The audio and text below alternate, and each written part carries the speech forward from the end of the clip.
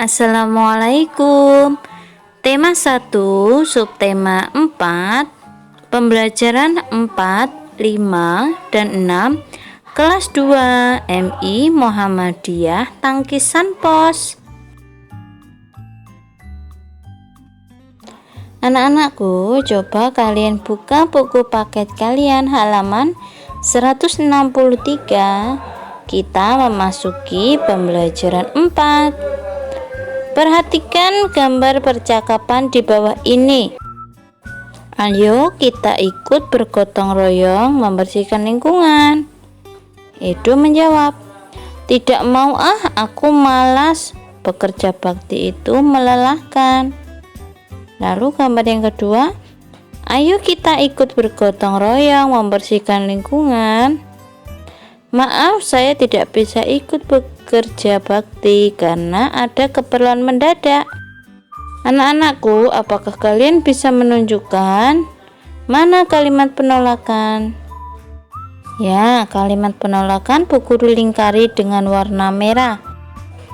Udin dan teman-teman juga menikmati kue yang disediakan pada kegiatan gotong royong. Bentuk kue itu bermacam-macam, ada yang berbentuk bunga, hewan. Apakah kamu bisa membuat bentuk-bentuk tersebut? Nah, pada pembelajaran yang lalu, anak-anakku sudah membuat sketsa, lalu menghiasnya dengan biji-bijian ya.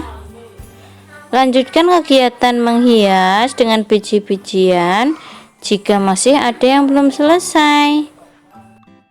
Nah, di halaman 166 dan 167 anak-anakku kembali berlatih matematika.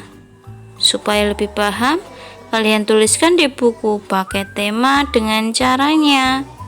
Jika kesulitan, anak-anakku bisa bertanya dengan ayah bunda kalian. Kita lanjutkan anak-anak. Buku paket halaman 168. Warga lingkungan rumah Udin akan berolahraga bersama. Mereka berkumpul di tempat terbuka. Udin dan Edo juga ikut. Apakah kamu bisa melakukan gerakannya?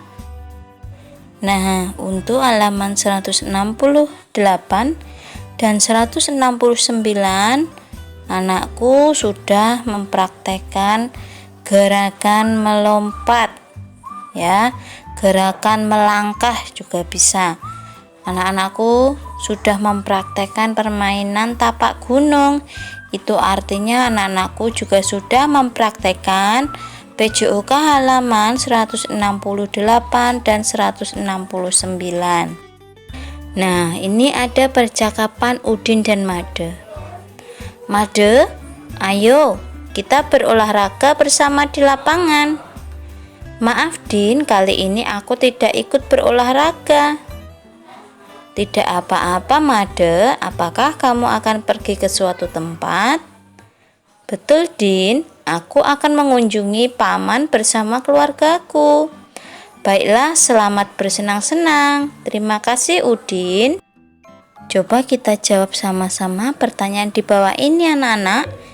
1. Siapa yang mengajak berolahraga pada teks di atas? Ya, Udin yang mengajak berolahraga pada teks di atas. Nomor 2. Apa maksud ajakan tersebut? Maksudnya adalah Udin mengajak Made berolahraga bersama di lapangan. Selanjutnya nomor 3, yaitu siapakah yang menolak ajakan? Yang menolak ajakan adalah Made. Lalu yang keempat, mengapa ia menolak ajakan tersebut? Kenapa anak-anak? Ya, karena Made akan mengunjungi paman bersama keluarganya. Nomor 5, tuliskan kalimat penolakan yang diucapkan.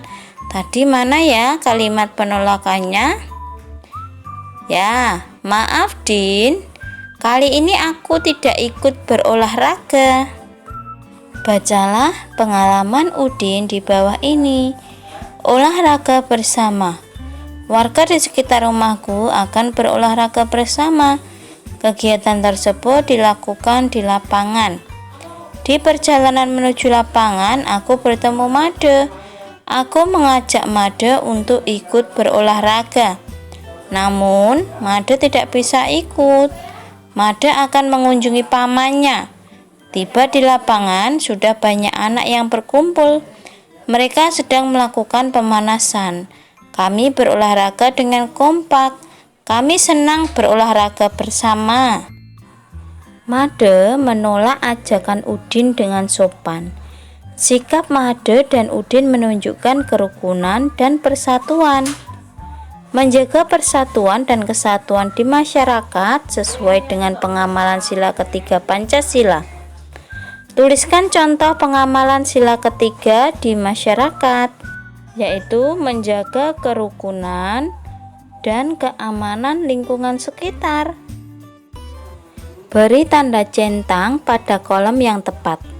Apakah sikap-sikap berikut ini sesuai atau tidak sesuai sila ketiga Pancasila, anak-anak?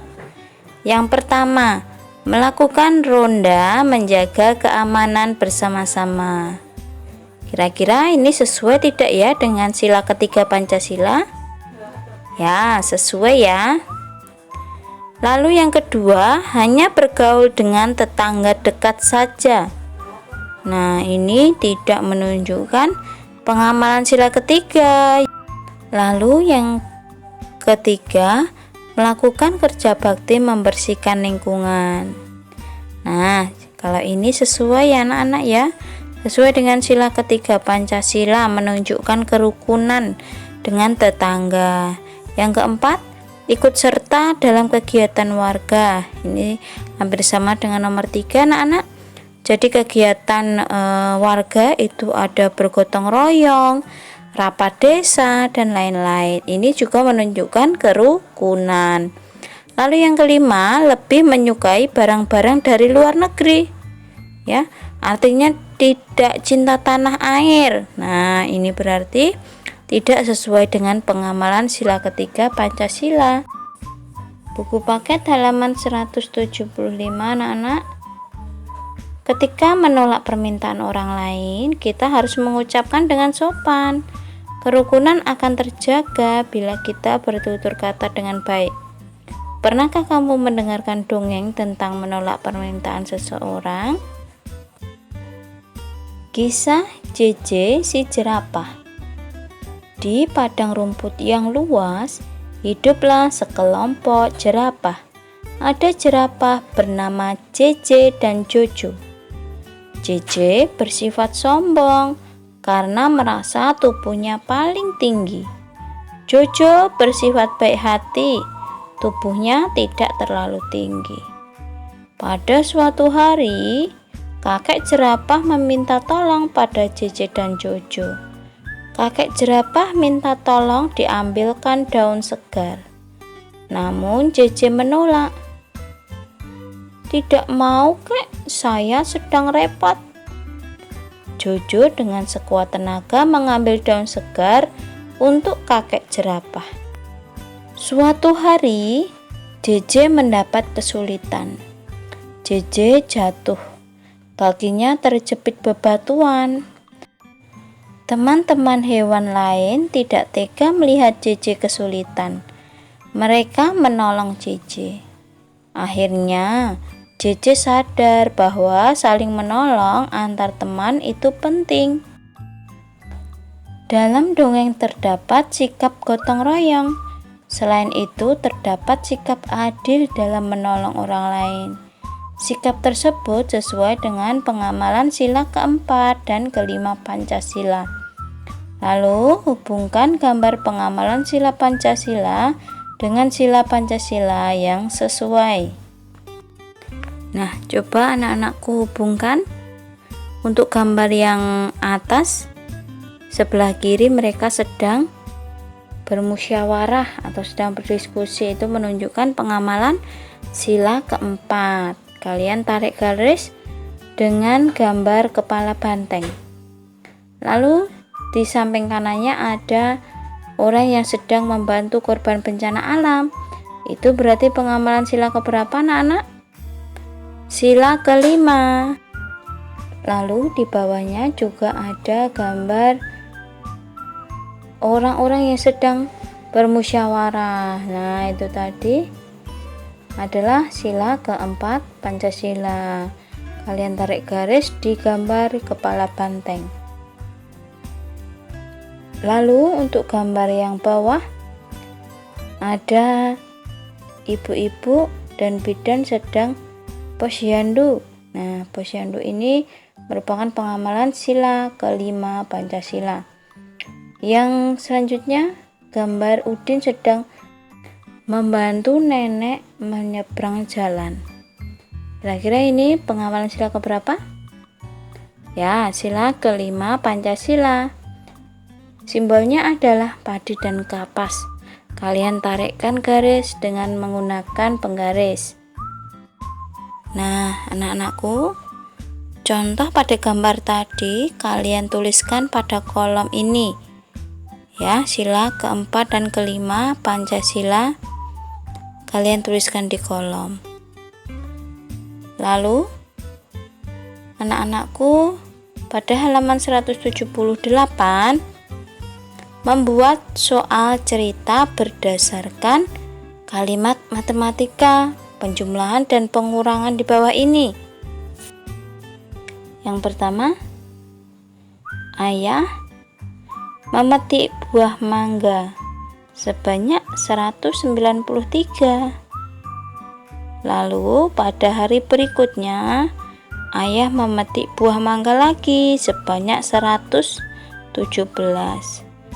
Setelah dilihat dan dipilih, ternyata ada beberapa buah mangga yang busuk, yaitu ada 200 buah mangga. Lalu berapa sisa buah mangga yang tidak busuk? Nah, itu untuk yang pertama. Lalu untuk yang kedua, ibu membeli telur ayam sebanyak 256 butir. Lalu ayah memberikan telur kepada ibu sebanyak 244. Ya. Lalu telur tersebut digunakan untuk membuat kue sebanyak 359. Nah, anak-anakku, untuk nomor selanjutnya kalian coba buat kalimat soal cerita secara sederhana berdasarkan kalimat matematika tersebut. Boleh minta bantuan kedua orang tua kalian. Alhamdulillah, anak-anakku, sudah selesai belajar kita. Jangan lupa tugasnya dikerjakan. Jika ada yang kurang paham, ada yang dirasa sulit, boleh langsung bertanya dengan Bu Duri. Insya Allah Bu Guru akan jawab. Begitu ya anak-anak ya, jaga kesehatan. Jangan lupa murojaah dan siadahnya. Bu Guru akhiri, kurang lebihnya mohon maaf. Wassalamualaikum warahmatullahi wabarakatuh. Dadah.